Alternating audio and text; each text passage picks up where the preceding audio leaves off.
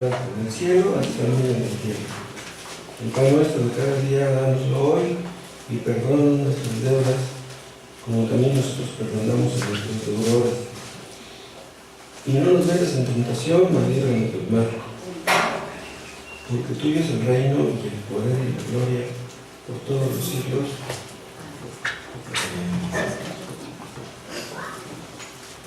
¿Se acuerdan los puntos que vimos hace 8 días? Cuando le decimos a Dios, venga tu reino, le estamos diciendo que reine en los demás, pero empezando por nosotros. Porque ¿cómo querríamos que otros le obedecieran si nosotros no le obedecemos? Un rey espera que sus súbditos le obedezcan.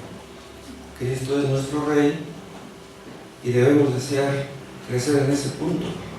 Y digo crecer porque es posible que un creyente en los inicios de la vida cristiana le obedezca poco, pero un creyente verdadero va creciendo en su nivel de obediencia. Y la oración misma nos ayuda en este proceso. Es como yo les he mencionado en alguna ocasión, el creyente que más descuida la oración es el que menos crece en humildad, es el que menos obedece. Pero vamos creciendo, ¿no? Vamos creciendo en nuestra sumisión al señorío de Cristo poco a poco. Dentro de nosotros hay una oposición. La carne no quiere que Cristo reine, pero el Espíritu Santo eso es lo que quiere precisamente, y una lucha. La carne no quiere obedecer, la carne quiere gloria para ella misma, pero el Espíritu Santo quiere glorificar a Cristo. Queremos que Cristo sea conocido, que sea obedecido, que Cristo reine. Vimos hace 8 días un poco acerca de la naturaleza del reino y luego también vimos qué significa pedir que venga su reino. Vimos que el reino de Dios es, en primer lugar, un reino físico, un reino material. Dios reina sobre toda su creación, sobre todo el universo. Los planetas, las estrellas, siguen sus cursos que por Dios les fueron impuestos. Pero el reino de Dios, el que pedimos que venga, no es ese, es el reino espiritual sobre todas aquellas personas que no le conocen y sobre nosotros también que le obedecemos. O sea, queremos que otros le obedezcan y queremos nosotros obedecerle más y más. Cristo está ahora en su trono, Él reina. Lo que acontece en el universo es lo que Él quiere. O sea, Él reina ya, ahora, pero reina de una manera muy especial sobre todos los que se someten voluntariamente a Él. Nada puede impedir que sus decretos se cumplan. Ustedes recuerdan ese tema de los decretos, ¿no? El único que puede decretar es un soberano. O sea, no cualquier persona puede decretar. Un soberano decreta, pero aún así, pues un soberano terrenal es posible que sus decretos no se cumplan, por algún motivo. Pero los decretos de Dios siempre se cumplen. Nadie puede impedir que lo que Dios dice que se debe de hacer, se haga. Dios gobierna sobre todo y sobre todos. El gobierno de Dios no es un gobierno democrático. ¿Qué quiero decir con esto? En un gobierno democrático, pues el pueblo vota por quien sea su gobernante. ¿Quién votó por Dios para que lo gobernara? Él es el rey de la creación.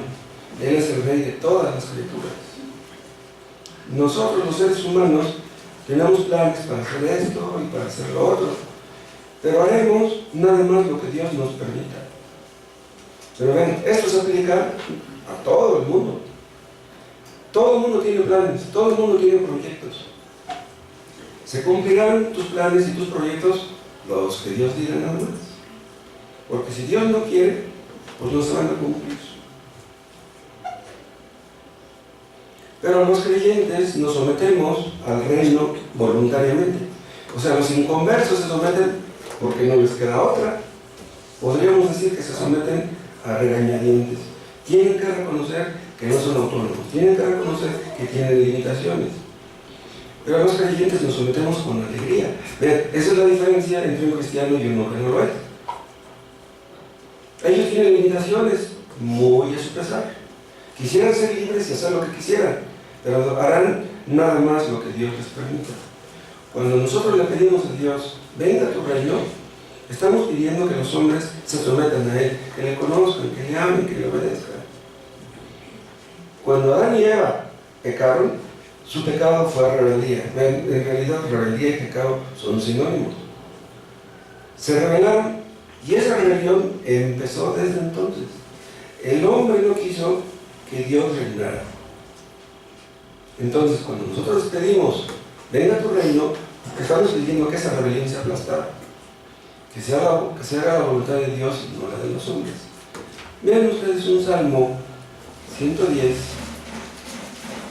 que nos habla un poco acerca de ese reinado de Dios sobre todas las cosas y cómo viene Él y cómo vendrá a reinar. Este Salmo es muy interesante. Es el Salmo que más se cita en el Nuevo Testamento. Dice en el versículo 1: Jehová dijo a mi Señor, siéntate en mi diestra hasta que ponga a tus enemigos por estrado de tus pies. Dice, Jehová dijo a mi Señor. ¿Quién es mi Señor? Es Cristo. Es lo que dice David. Es como si dijera, el Padre le dijo al Hijo, ¿sí? Siéntate en mi diestra. Eso es lo que ocurrió cuando resucitó y ascendió a los cielos. Se sentó a la diestra de Dios en el trono. Dice, hasta que ponga a tus enemigos por estrado de tus pies. ¿Qué está haciendo Dios ahora? Poniendo a los enemigos de Dios por estrado de sus pies. ¿Por qué? Porque el hombre no quiere eso. El hombre no quiere obedecer a Dios. El hombre por naturaleza quiere desobedecer, no obedecer. Pero vean cómo dice al final del versículo 1: hasta que ponga a tus enemigos. ¿Cómo ve Dios a los que no le quieren obedecer? Como sus enemigos. Y yo les decía hace 8 días, no, si tú tienes por enemigo a Trump, a Putin, no, eso no es nada. Tener por enemigo a Dios, mucho cuidado. Entonces, lo que está haciendo Dios es poner a los enemigos de Cristo por estrado de sus pies. Tienen que obedecer, les guste o no. ¿Y cómo van a ser vencidos estos enemigos que menciona aquí al final del versículo 1? Lo dicen en el 2 y el 3. Dice el 2: Jehová enviará de Sión la vara de tu poder. Un rey, un soberano, tenía una vara. Esa vara era el sinónimo del dominio, del poder. Dice, Jehová enviará de Sión la vara de tu poder. Y luego dice, domina en medio de tus enemigos. ¿Para qué es la vara? Para dominar a los enemigos. En otras palabras, esa vara la usa Cristo para someter a los que no quieren someterse. Pero vean, es decir, someterlos no en el sentido de que lleguen a ser salvos, sino de que los restringe en el mal que desean hacer. Lo que les estoy diciendo, Dios permite que los hombres hagan ciertas cosas, pero hasta donde Dios dice. Los límites los establece Dios. Por ejemplo, hay ladrones que se dedican a robar 20, 30, 40 años y no los agarran, o si los agarran los sueltan. Pero en cambio hay ladrones que empiezan a robar y en el segundo asalto, ¡pum!, los matan. Entonces, van a robar hasta donde Dios diga nada más. Y para eso, Dios usa la vara de su poder. Dios es todopoderoso, los hombres no. Ahora ven lo que dice el 3. Tu pueblo se te ofrecerá voluntariamente en el día de tu poder. Pero ¿cómo su pueblo aquí está hablando del pueblo escogido, de los creyentes? Dice, tu pueblo se te ofrecerá voluntariamente.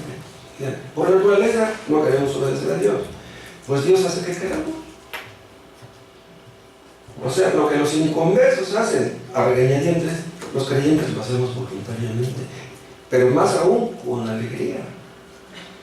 Entonces, ¿cómo vence la oposición el Señor? De dos maneras. Primero con la vara de su poder y luego con su gracia. Es por la gracia de Dios que los creyentes le obedecemos voluntariamente. Y no olviden ustedes que la gracia es un poder más grande que el poder del pecado. Entonces Dios nos da su gracia y es que podemos obedecerla. De otra manera, nadie lo obedecerá. Los hombres que son enemigos de Dios, lo que quisieran es acabar con Dios. Si pudieran, lo matarían. En realidad ya lo hicieron. Entonces Dios nos enseña a obedecer voluntariamente por medio de su gracia.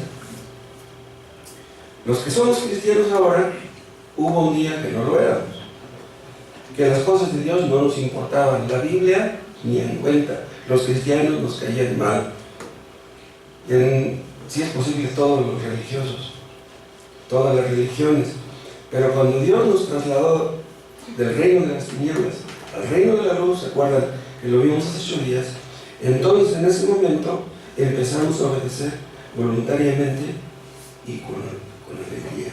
Entonces Dios vence de 2 maneras: con su poder o con su gracia.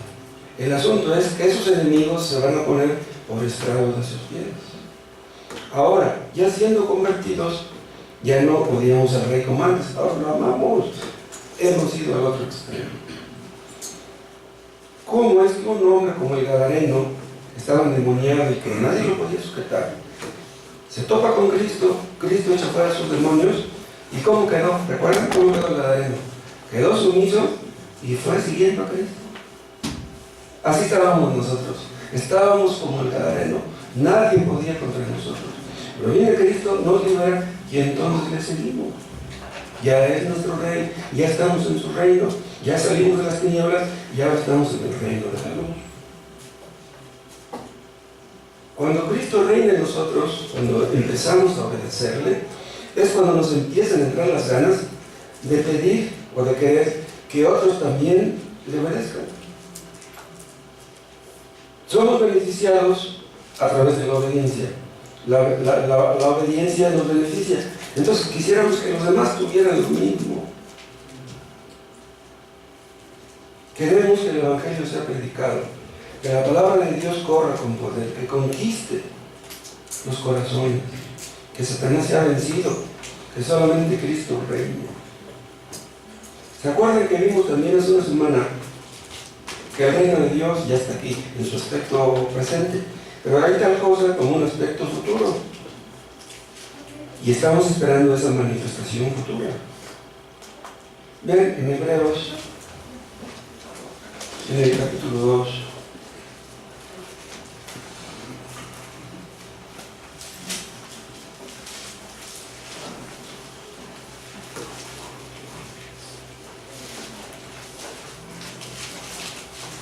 Hebreos 2:5. Porque no sujetó a los ángeles el mundo venidero, está hablando de Dios, acerca del cual estamos hablando, está hablando del mundo venidero. Pero alguien testificó en cierto lugar diciendo: ¿qué es el hombre para que te acuerdes de él? ¿O el hijo del hombre para que le visites? Le hiciste un poco menor que los ángeles, le coronaste de gloria y de honra, y le pusiste sobre las obras de tus manos. Todo lo sujetaste bajo sus pies. ¿De quién está hablando? Está hablando de Cristo. Al final del 7 dice: le pusiste sobre las obras de tus manos. Cristo está sobre las obras de las manos de Dios. Y dice: todo lo sujetaste bajo sus pies. O sea, el Padre puso todo bajo los pies del Hijo. Pero vean lo que dice después: porque en cuanto le sujetó todas las cosas, nada dejó que no sea sujeto a él. O sea, su dominio es absoluto. Pero vean cómo dice: pero todavía no vemos que todas las cosas le sean sujetas. ¿Por qué dice eso? Si Dios hizo que todo se sujetara a él, ¿por qué no vemos que todas las cosas le sean sujetas? Porque los enemigos no le quieren obedecer. O sea, los creyentes le obedecemos con alegría, pero los demás no. Y son millones y millones de personas en este mundo que no obedecen a Dios. Entonces, Cristo está en su trono, pero de todos modos los hombres no le obedecen. Pero Dios está poniendo a esos enemigos de Cristo por debajo de sus pies. ¿Quiénes son los enemigos? Los que no quieren que reine, como vimos hace 8 días. Todos los que se niegan a obedecerle. Vean 1 Corintios, capítulo 15.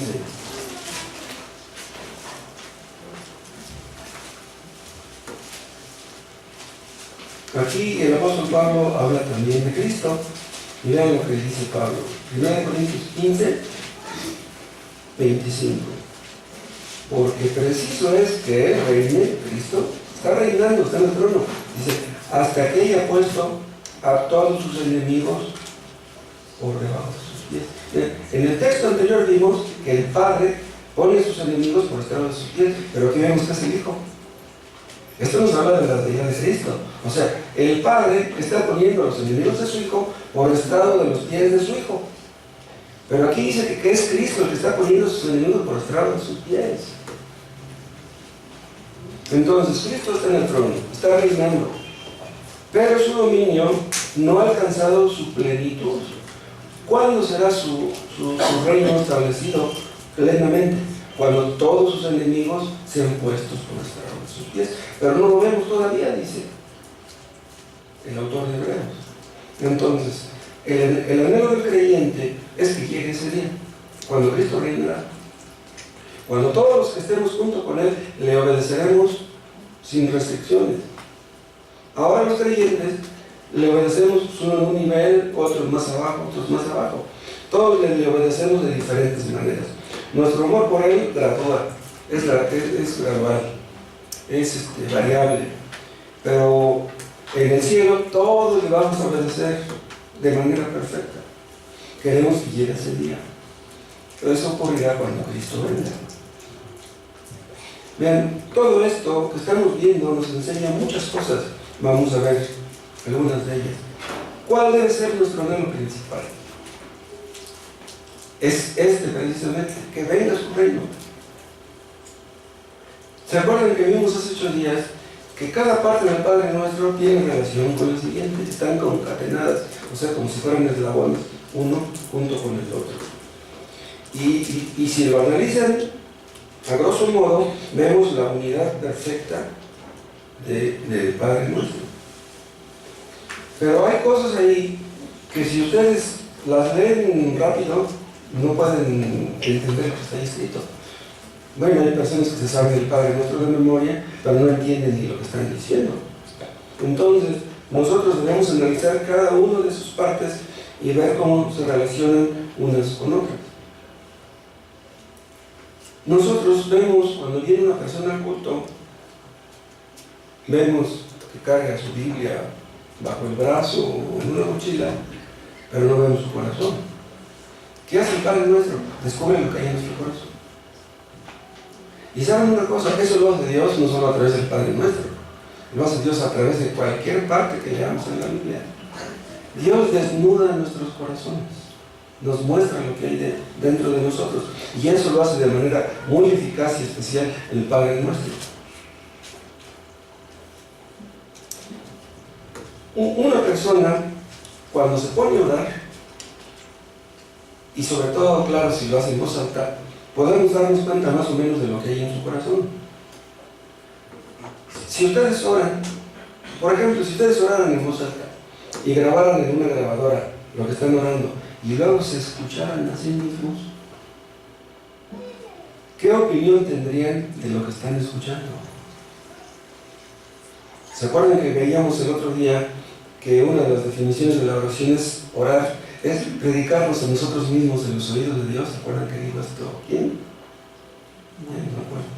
¿Quién? Tomás Manto. Tomás Manto. Sí. O sea, le estamos hablando a Dios, pero no lo vemos a Él. Nos estamos hablando a nosotros mismos. Si le hablamos en voz alta, lo que Él oye, lo oímos nosotros. Ahora, ¿cómo reaccionamos a las cosas que nosotros mismos oímos? Una persona se pone a orar en voz alta y le dice a Dios: Señor, ¿cuánto te amo? Yo luego escucho eso y digo: ¿estás diciendo la verdad, Moisés? ¿Amas mucho a Dios? ¿No será que estás exagerando? ¿No será que estás mintiendo? Cuando estamos orando, estamos manifestando aquellas cosas a las cuales le damos una verdadera importancia. Si ustedes se lo pasan orando por sus hijos, por sus necesidades, por sus problemas, ¿qué indica eso? Pues que lo único que les importa son sus hijos. Entonces podemos darnos cuenta de qué es lo que le importa a una persona cuando está orando en voz alta. Bueno, pues el Padre Nuestro nos muestra cuáles son las cosas que deben preocuparnos. El Padre Nuestro nos muestra que lo importante primeramente es su reino. Buscar primeramente el reino de Dios. Y lo demás, olvídense, se los va a dar Dios, pero primeramente el reino. Entonces, ¿qué es lo que hace el Padre Nuestro? Que saca a relucir el egoísmo, la inmadurez, la desobediencia y la rebeldía que aún hay en nuestro corazón. ¿Se acuerdan del texto que dice de la abundancia del corazón? Habla la boca.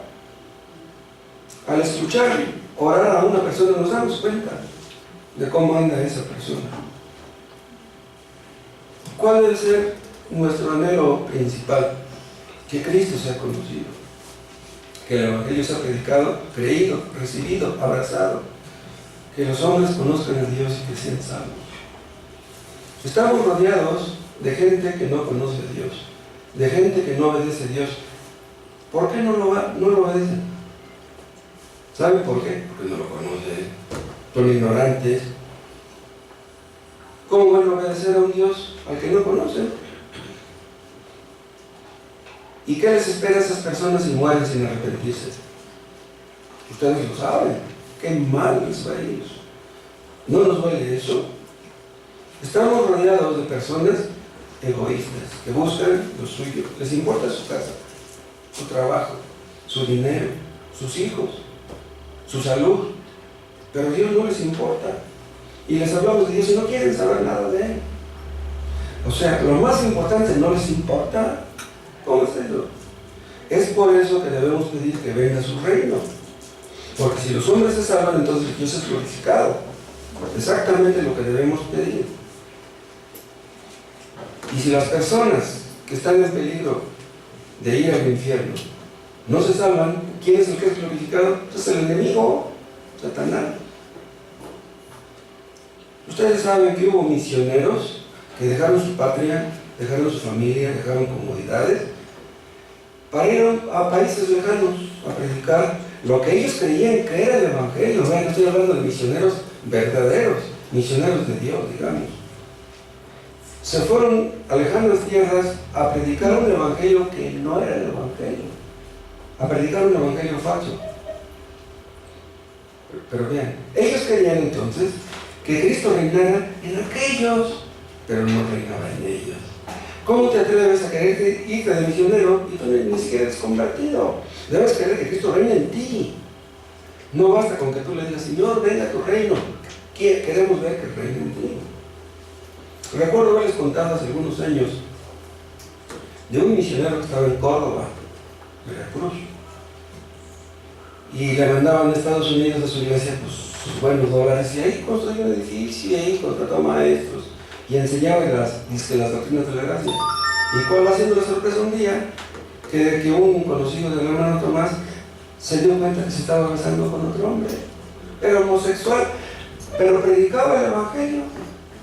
Decía ser misionero, pero era homosexual. Háganme favor. ¿Cómo se atreven a venir a México y querer que Cristo sea conocido y andar en esos pasos? Si queremos que Cristo reine en nosotros, primeramente debe reinar en nosotros. Pero ahora vean, los cristianos debemos anhelar principalmente la gloria de Dios, anhelarla.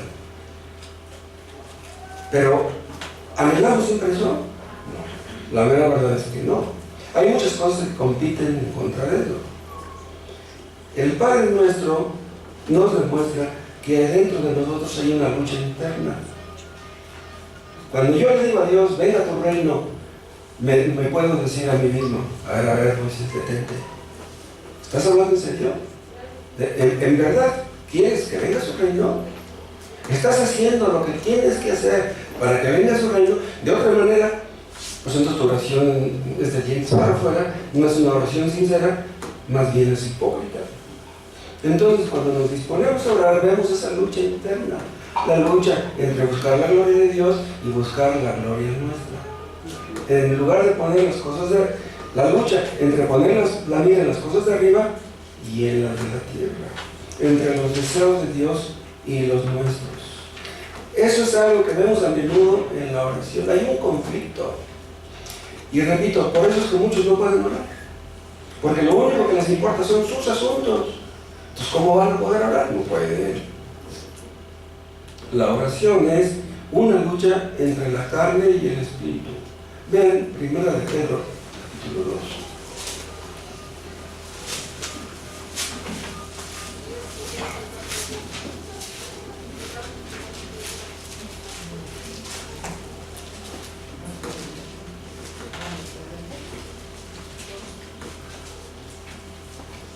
Primero de Pedro 2, versículo 11.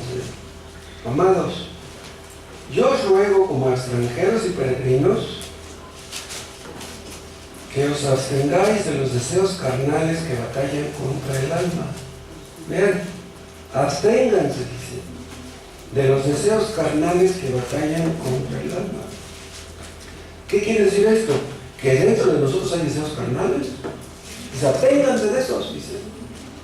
O sea, no podemos negar que los creyentes tengamos deseos carnales. Deberíamos tener puros deseos espirituales, pero hay una lucha entre los deseos carnales y los deseos espirituales. Bien, los inconversos tienen puros deseos carnales y quieren satisfacerlos, pero los creyentes tenemos una mezcla entre deseos carnales y deseos espirituales. Los inconversos tal vez tengan una religión. Hay muchas personas que tienen una religión, pero que son inconversos. ¿Qué es lo que andan buscando? Andan buscando sus cosas. No buscan las de Dios. El hecho de que tú vengas aquí y leas la Biblia, es una ofrenda, no quiere decir que estés buscando las cosas de Dios. Asegura. Pero vean lo que dice Pedro, que debemos abstenernos de los deseos que batallan contra el alma. ¿Por qué batallan contra el alma? ¿Por qué? ¿Saben por qué? Porque dentro de nosotros hay un deseo que quiere suprimir esos deseos. Entonces hay una lucha, entonces hay una batalla. Antes de ser convertidos, teníamos puros deseos negativos, puros deseos carnales, pero ahora tenemos una mezcla de deseos carnales y deseos espirituales. Los inconversos, ¿qué es lo que desean? Lo que desean en el fondo es lo contrario a lo que Dios desea. Los inconversos invariablemente tienen sus metas egoístas, pecaminosas, llenas de soberbia y no toman en cuenta a Dios. Entonces los inconversos no tienen esa lucha, pero los creyentes sí las tenemos.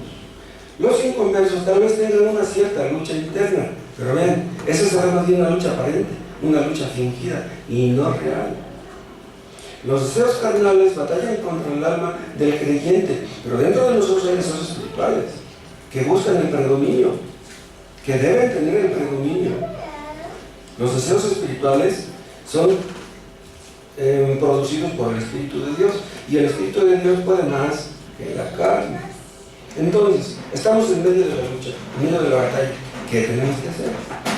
Lo que tenemos que hacer es perseguir los deseos santos y anular, hacer a un lado los deseos carnales.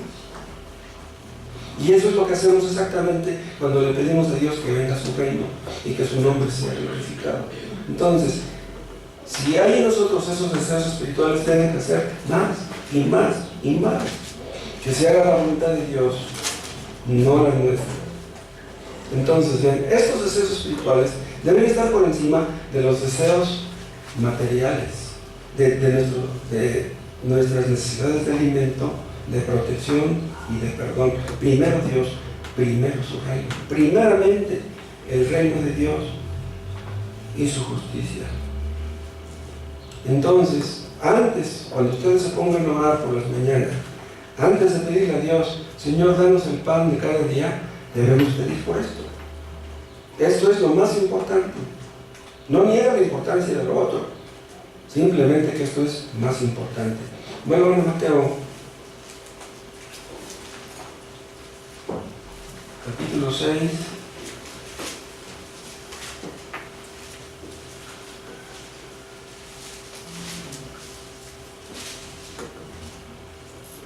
Capítulo 6, 19. No os hagáis tesoros en la tierra, dice. Y dice el 20, sino haceros tesoros en el cielo. En ahí hay una lucha. Hay una lucha entre hacer tesoros en la tierra y hacer tesoros en el cielo.